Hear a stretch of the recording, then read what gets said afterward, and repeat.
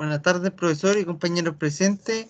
En esta tarde nos toca exponer sobre el tema del convenio 98 relativo al derecho de sindicación y negociación colectiva. Origen del convenio. Con la llegada de la primera revolución industrial en el año 1750, los trabajadores en Europa comenzaron a organizarse para proteger el sector más débil de la relación laboral, lo que conllevó a que los gobiernos y empleadores dictaran una serie de leyes y disposiciones que buscaban restringir estas actividades. Transcurrió el tiempo, en el año 1919, con el Tratado de Versalles y la Constitución de la Organización Internacional del Trabajo, se reconoció el principio de la libertad sindical para todos los fines lícitos. Con este principio fue que se fundó la Organización Internacional del Trabajo. Al pasar los años, el panorama cambió, puesto que el día 8 de junio de 1949, la Administración de la Oficina Internacional del Trabajo convocó en Ginebra la 32ª reunión, en la cual se decidió adoptar las diversas proposiciones relativas a la aplicación de los principios del derecho de sindicación y negociación colectiva. Por lo tanto, se adoptaron que estos principios que revistan la forma de un convenio internacional.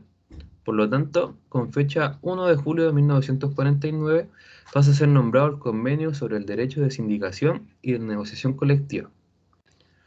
En el año 1951 se incorporó un mecanismo de gestión de reclamación, el cual autoriza a la Organización de Empleadores y de Trabajadores a presentar quejas relativas a las presuntas violaciones de los principios básicos de la libertad sindical que están dispuestas en la Constitución de la Organización Internacional del Trabajo. Para finalizar, a 72 años desde que fue declarado el convenio, este ha sido ratificado por 167 de los 183 Estados miembros de la Organización Internacional del Trabajo, lo que ha significado que este se haya recogido en las distintas constituciones y leyes de los distintos países. Siguiente.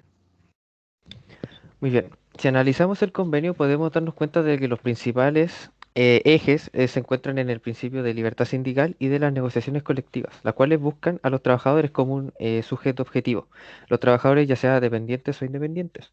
Podemos ver acá la cantidad de países que están suscritos, con algunas banderas en representación de algunos países, y recalcar que Chile se suscribió el 1 de febrero de 1999. Hablando de principios del convenio, encontramos el principio protector, el de libertad sindical y de negociación colectiva, que serían los principales, y el de buena fe. Siguiéndonos solamente a los principios que otorgan el nombre de este convenio, podemos decir que el principio de libertad sindical es el derecho de constituir organizaciones y de afiliarse a ellas, de redactar sus estatutos, de elegir sus representantes y organizar sus administraciones y actividades. La disolución y suspensión de organizaciones por vía administrativa, el derecho de constituir federaciones y confederaciones y de afiliarse a organizaciones internacionales. Ello lo vemos reflejado en el artículo 3, letra C, número 9 del Código del Trabajo, en donde se indica expresamente que los trabajadores de todas las empresas consideradas como un solo empleador podrán constituir una o más sindicatos que lo agrupen.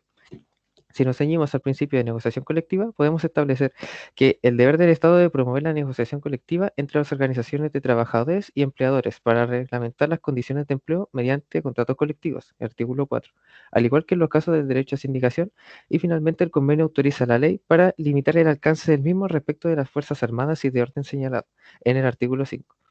Y además excluye a los empleadores públicos de su ámbito de aplicación establecido en el artículo 6 del mismo cuerpo normativo.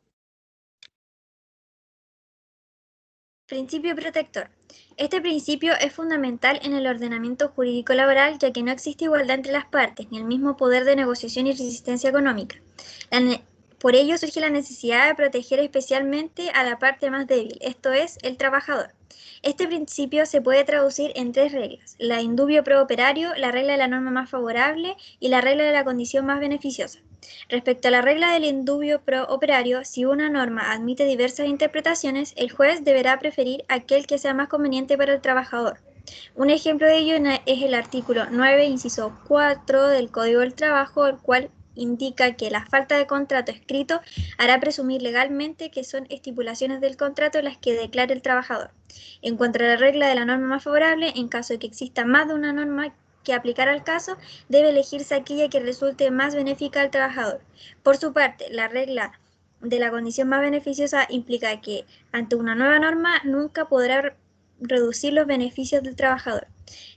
encontramos una serie de disposiciones referentes a este principio en el Código del Trabajo, por ejemplo, en su libro segundo titulado de la protección a los trabajadores, comenzando con el artículo 184 del mismo código, que impone al empleador la obligación de tomar todas las medidas necesarias para proteger eficazmente la vida y salud de los trabajadores, para así prevenir accidentes y enfermedades profesionales. Luego, encontramos el principio de buena fe, el cual, como todos sabemos, este principio está presente en todas las ramas de nuestro ordenamiento jurídico.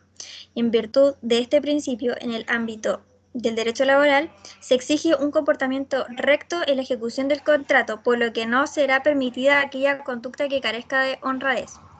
Esta rectitud de conducta es requerida desde las etapas previas a la celebración del contrato. Implica, por ejemplo, el deber de información, en virtud del cual las partes deben proporcionar información cierta y cabal. También el deber de secreto en caso de asuntos reservados, y no estaría permitido, por tanto, que en la etapa precontractual el empleador o empleadora, valiéndose de la desigualdad en el poder de negociación de las partes, impusiera cláusulas injustas. Además, la honradez en las actividades de las partes se requiere durante la vigencia del contrato, de modo que las conductas que falten a la honradez traen aparejada una sanción, ya sea para el trabajador o para el empleador, según el artículo 160, número 1 del Código del Trabajo. Siguiente. La estructura del convenio. Este consta de 16 artículos. Sin embargo, para establecer la relación con la cátedra, decidimos enfocarnos en los 6 primeros, los cuales, sin perjuicio de los artículos posteriores, regulan el aspecto tratado. El artículo 1, párrafo 1, establece la adecuada protección contra todo acto de discriminación tendiente a menoscabar la libertad sindical, siguiendo del párrafo 2, que precisa el alcance de esta protección rápida y eficiente, la cual será al momento de ser contratado, mientras se ejerce el empleo y al momento de la cesación laboral. El artículo 2 establece una protección contra actos de injerencia, es decir, la constitución de organizaciones de trabajadores dominadas por un empleador o una organización de empleadores. Y el artículo 3 refuerza esta protección a través de la instauración de organismos que velen por los derechos de sindicación, como por ejemplo son las organizaciones sindicales. El artículo 4 fomenta la negociación colectiva libre y voluntaria. Sin embargo, se debe recalcar que posee restricciones, y estas son el arbitraje obligatorio, la intervención de autoridades en la negociación colectiva y la aprobación administrativa de convenios colectivos.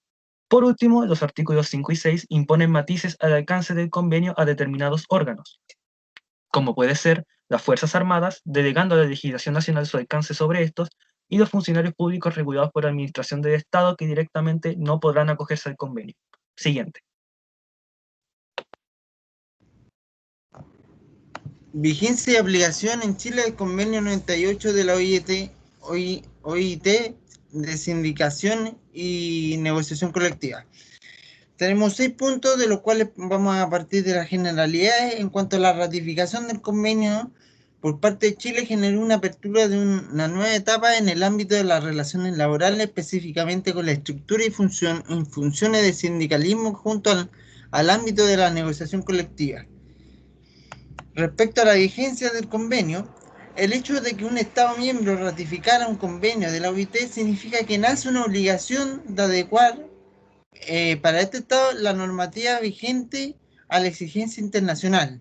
Se debe tener en consideración que no serviría que el contenido del convenio rija de pleno derecho sin adecuarla a la norma interna, ya que se arruinaría el sistema. Debido a lo anterior, existen medidas que los Estados miembros pueden adoptar para la aplicación del convenio, que pueden ser de carácter legislativo, administrativa o laboral. Y todo aquello supone que la legislación del Estado miembro se mantiene vigente mientras no sea modificada de acuerdo con el sistema jurídico vigente. En cuanto al punto del concepto de derechos esenciales que emanan de la naturaleza humana, a que alude el artículo 5, inciso segundo de la Constitución, el cual señala que el ejercicio de la soberanía reconoce como limitación el respeto de los derechos esenciales que emanan de la naturaleza humana. Este punto tiene relación directa con el artículo 19, número 19 de nuestra Constitución, el cual reconoce y garantiza el derecho a sindicarse en los casos y forma que señale la ley. En efecto, y en concordancia con el convenio, este derecho como otros deben ser respetados tanto por el Estado como por otros tratados internacionales.